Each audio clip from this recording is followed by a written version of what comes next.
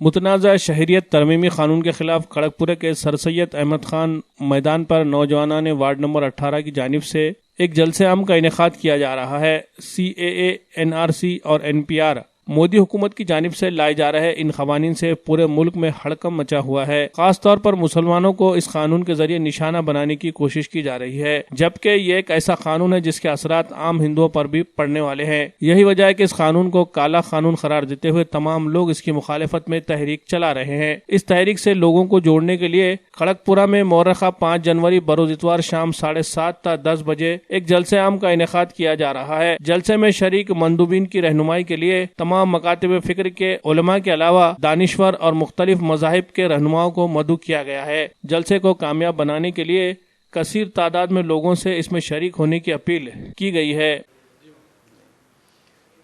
CAA اور NRC کے متعلق الحمدللہ شہر ناندیڑ میں کل جماعتی تحریک کے نام سے جو تحریک وجود میں آئی ہے، اس کے زیر نگرانی بہت سارے پروگرام شہر میں منعقد کیے جا چکے ہیں جو الحمدللہ بہت کامیاب رہے اور ان کی اپنی ایک آواز حکومت تک بھی پہنچی ہے۔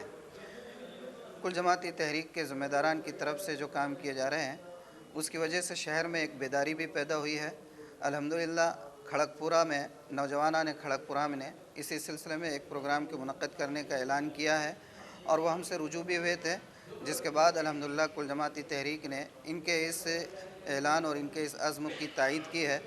یہ پروگرام انشاءاللہ اتوار کے دن نماز عشاء کے بعد سے منیر گراؤنڈ کھڑگپورہ میں منعقد ہونے جا رہا ہے۔